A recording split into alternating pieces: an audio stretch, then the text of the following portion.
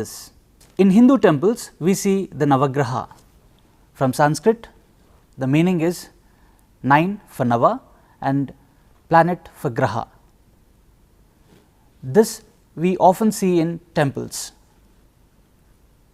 So, what are these Navagraha? Before we see another interesting thing, let us see what we have discussed in the previous classes.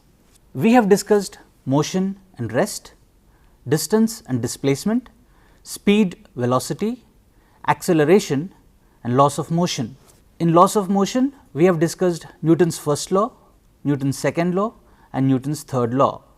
In this class, we will discuss centripetal force and the universal law of gravitation. Now children, observe the following. Here we have the days in a week. The left side you have in English, in Telugu and in Hindi. Sunday, Monday, Tuesday, Wednesday, Thursday, Friday and Saturday. Now let us see what these weeks are in other languages and in other civilizations. In Gregorian calendar, this is what we have: Sunday, Monday, Tuesday, Wednesday, Thursday, Friday and Saturday. In Japanese, we have the same 7 days in a week, and in Chinese too. It is difficult to read, but what I want you to understand is there are 7 days in a week in Japanese calendar and Chinese calendar. Similarly, we have in Arabic, Greek, Zulu, Latin. Across all the civilizations, most of them follow 7-day week in all the cases. In almost all the civilizations, religions, 7-day calendar was followed.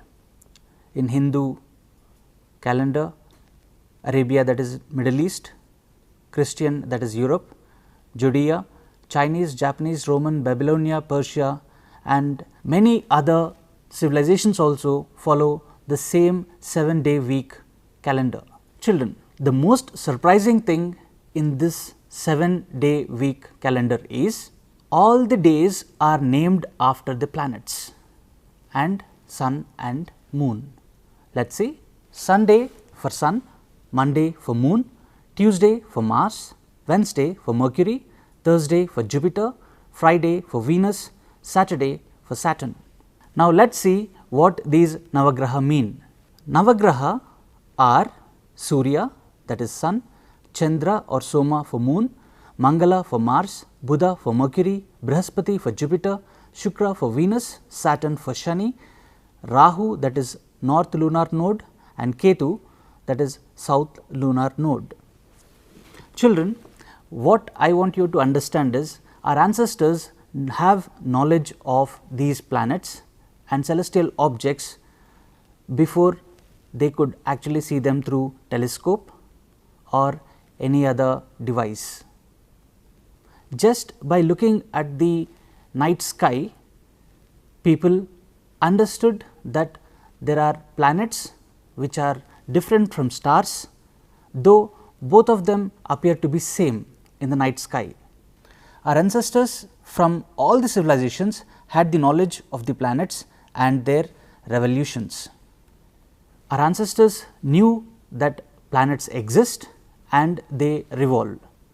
Only thing is, some believed that Earth is center of the universe and some believed that Sun is the center of the universe. Aristotle argued that Earth is center of the universe and convinced easily as stellar parallax was not observed. Children, Aristotle argued that Earth is center of the universe and he could convince people easily. Let me explain how it is. When we move across a road, if we see distant objects, they appear to be at rest or appear to move slower than the objects which are close by. The objects which are close by appear to move faster and the objects which are farther appear to move slower. Let me explain stellar parallax. Before that, let me explain what is parallax. Imagine we are moving on a road. The objects which are closer to us appear to move faster, whereas the objects which are farther appear to move slower. So, when we are moving, we feel that some of the objects are moving faster and some other objects are moving slower. This is parallax. And what Aristotle thought is, if Earth were to move, then we should also have the same feeling with the stars. Because stellar parallax was not observed, if we look at the night sky, we do not feel that stars are moving. We see them at the same places. Years together, we see the same pattern, that is the zodiac signs or the groups formations of the stars which are seen. The groups of the stars appear to be in the same place years together. So, this means that the stars are not moving, or we are not able to feel the parallax, that is the stellar parallax. Because we are not able to see the stellar parallax, Aristotle said that Earth is not moving, Earth has to be stationary. Using Aristotle's theory, that is Earth is center of the universe, Ptolemy proposed geocentric model, which says that all planets, sun and moon revolve around the Earth.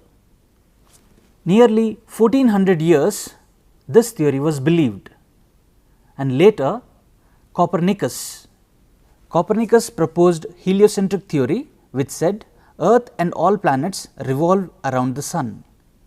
Galileo and Kepler supported the heliocentric theory. Imagine, children, a theory is proposed, and because of lack of evidence, the theory was believed for nearly 1400 years, until it was proved by mathematics and then later observations through telescope. It was Newton who could explain that all the planets are going around the sun because of gravitational theory.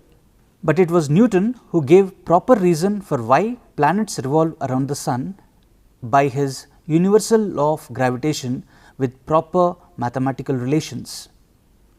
Many of the astronomers were able to give an idea whether planets were going around the sun or sun was going around Earth, but nobody has explained why these revolutions occur, that is why planets will go around the sun. But it was Newton who could explain all this with his universal law of gravitation backed by strong mathematics. Let us see what universal law of gravitation says. Every object in this universe attracts every other object in the universe with a force directly proportional to the product of masses and inversely proportional to the square of the distance between them. This law explains why objects fall down. Let us write this law in equation. The force of attraction between any two objects is given by F is equal to G m1 m2 by r square, where m1 and m2 are the masses of the objects and r is the distance between them. Children, observe this carefully.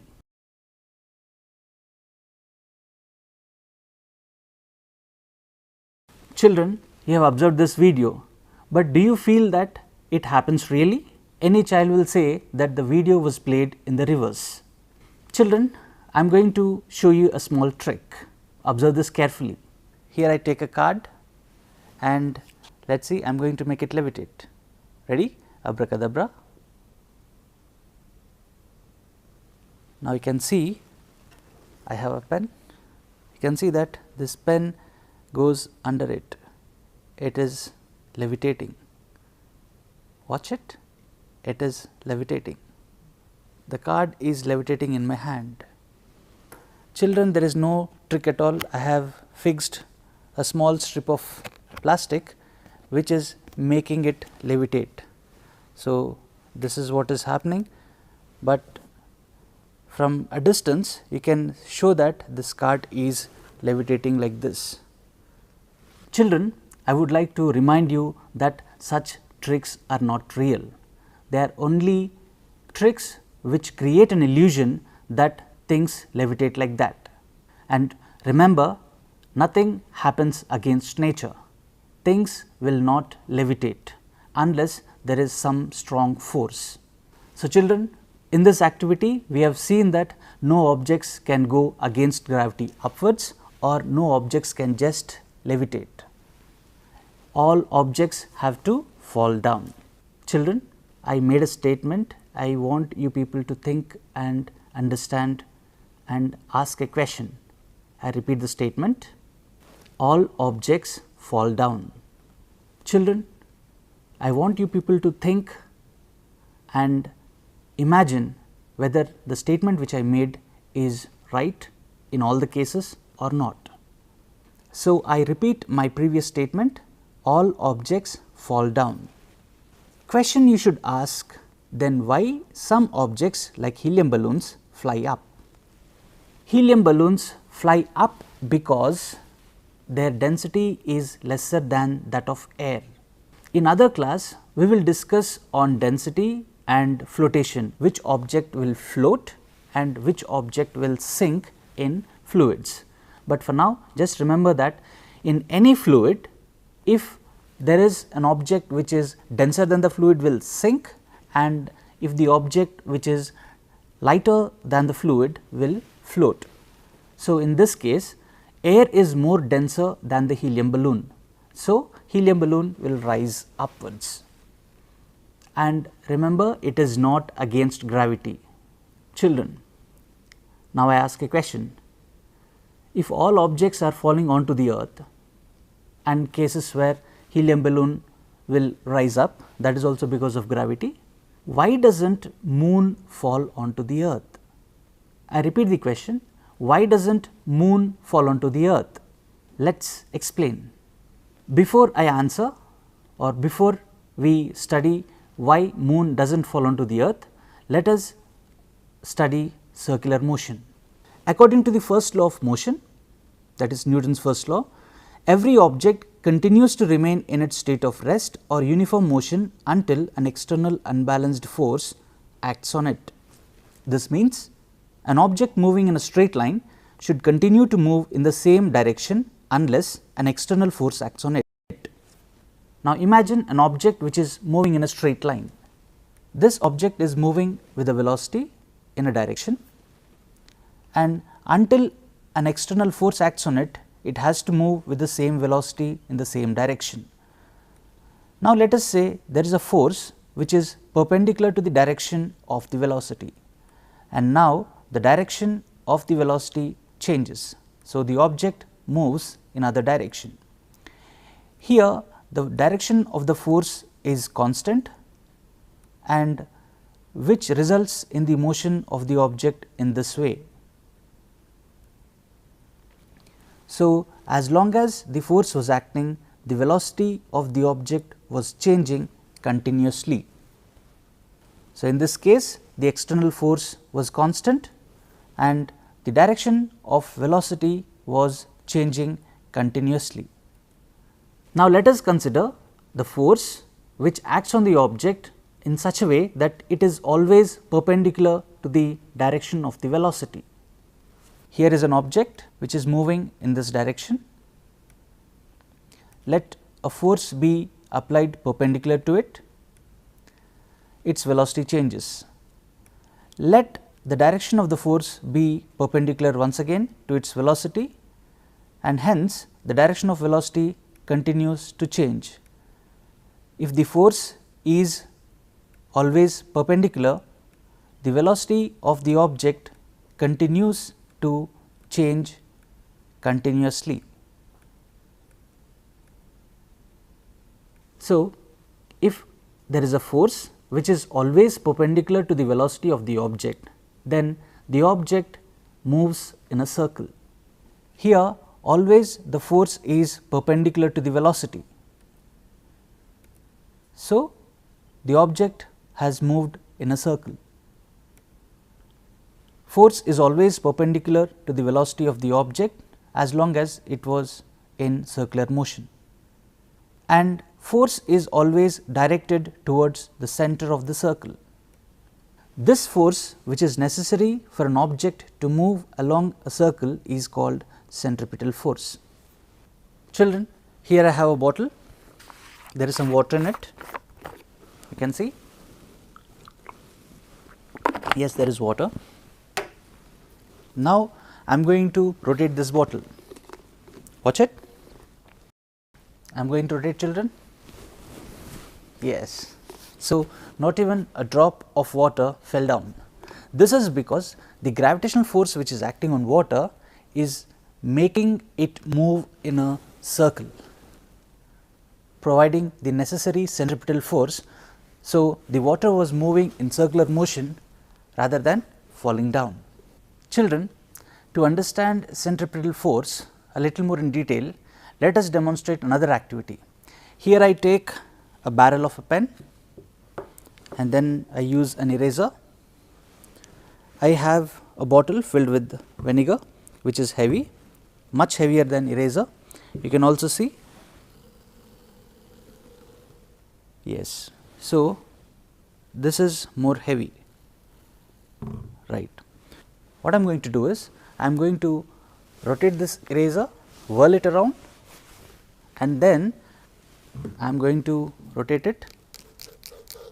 So, you can see when this eraser is rotating, the necessary centripetal force required for the eraser to rotate is provided by the weight of this bottle.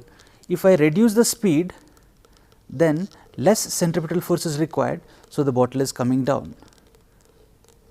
So, lesser the speed, lesser the centripetal force required.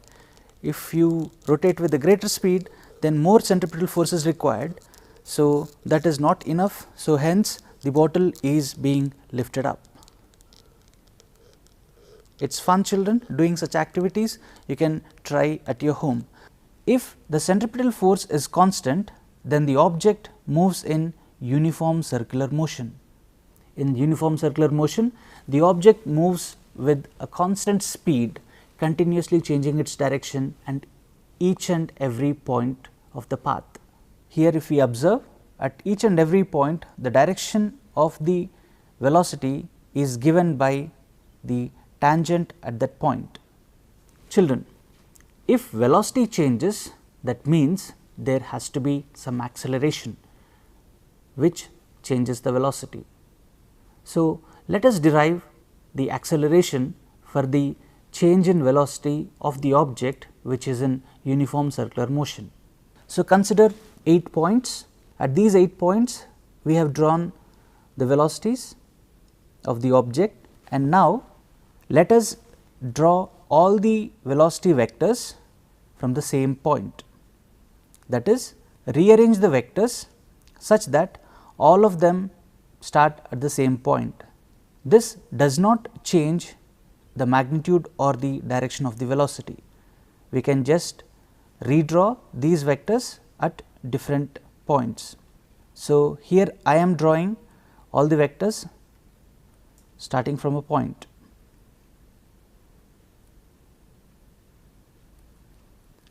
And here is the last one. Remember, we can select as many velocity vectors as possible. I have selected only 8 velocity vectors. So, rearranging the velocity vectors give us the figure like this. Let us draw the change in velocity. So, here I select 2 vectors. I draw the change in velocity for the 2 velocity vectors here. Similarly, we can find out change in velocity for all the velocity vectors. If we consider a smaller time interval, the change in velocity tends to be perpendicular to the velocity vector. Smaller the time interval we take, smaller will be the change in velocity. At the same time, the change in velocity will be perpendicular to the velocity vector. Here, the change in velocity is equal to length of the arc. If we consider change in velocity over one full rotation, that will be equal to length of the complete arc, that is circumference, which will be equal to 2 pi times radius, which is equal to 2 pi v. Change in velocity over one full revolution will be equal to 2 pi v. Acceleration is rate of change in velocity, and hence acceleration should be equal to 2 pi v divided by time taken for one full revolution. Speed is equal to 2 pi r by time taken for one full revolution, that is equal to t, let us say. So, v is equal to 2 pi r by t. Acceleration is equal to 2 pi v divided by time taken for one revolution. So, speed is equal to 2 pi r by time taken for one revolution, which comes out to be 2 pi r by time. Rearranging, v is equal to 2 pi r by t gives us t equal to 2 pi r by v. So, acceleration, which is rate of change in velocity, will be equal to 2 pi v divided by 2 pi r by v, which gives us v square by r. This acceleration is called centripetal acceleration, the acceleration which continuously changes the velocity of the object in order to make the object move in a uniform circular motion. From Newton's second law, we have learned that force is equal to mass times the acceleration. So, the centripetal force is given by mass times the centripetal acceleration. Centripetal force is equal to m v square by r. So, centripetal force is given by m v square by r, where m is mass of the object which is in circular motion, v is the velocity, r is the radius. Children, we have answered the question, that is why moon does not fall onto the earth.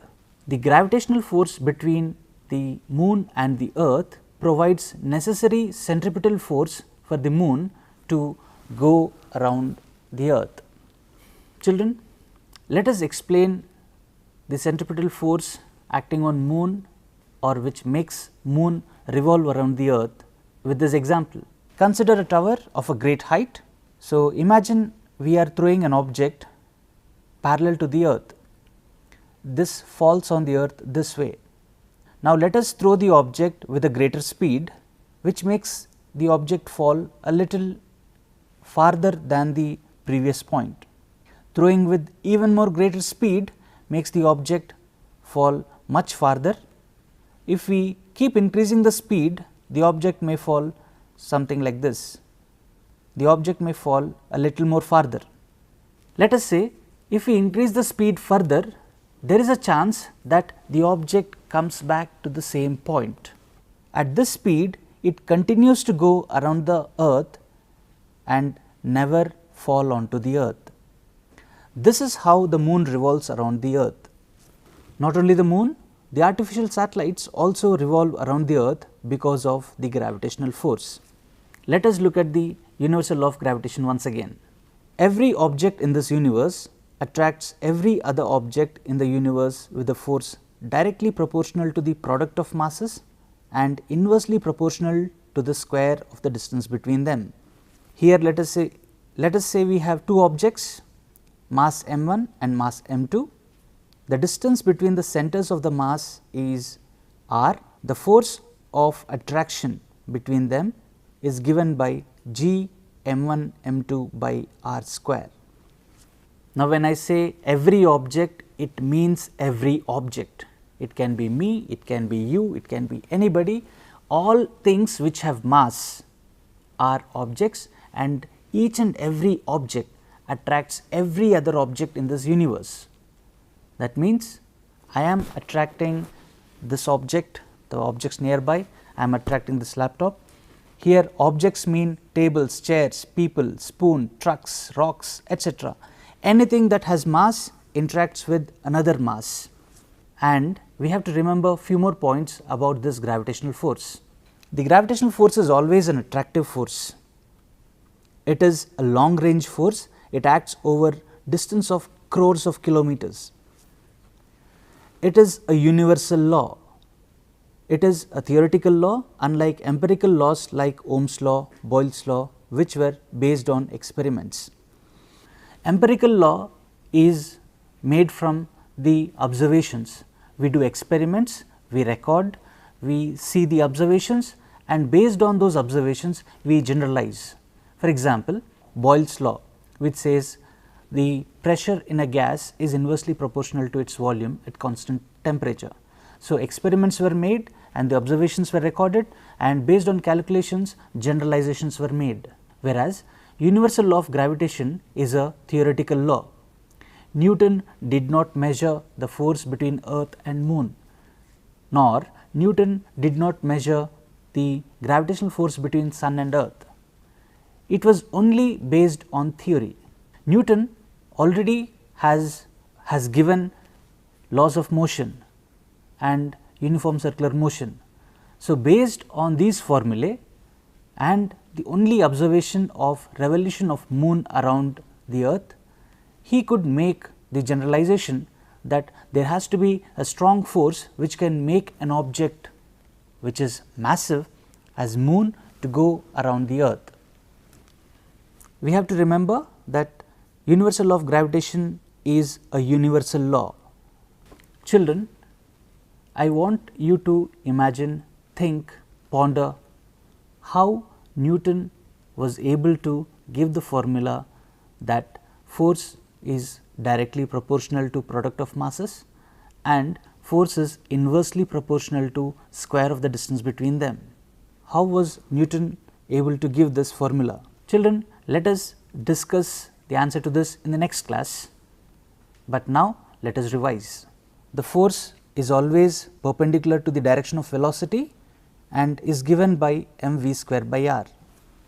Universal law of gravitation: every object in this universe attracts every other object in the universe with a force directly proportional to the product of masses and inversely proportional to the square of the distance between them.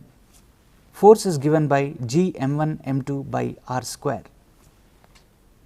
Children, what I want you people to do is take the textbook, go through the lesson, and if possible try to read some more books and discuss various examples given. Also observe many things which happen around you and try to give reason why they happen the way they happen and not the other way round. Also discuss various examples with your friends, and if you have any doubts, get them clarified from your teachers. Thank you.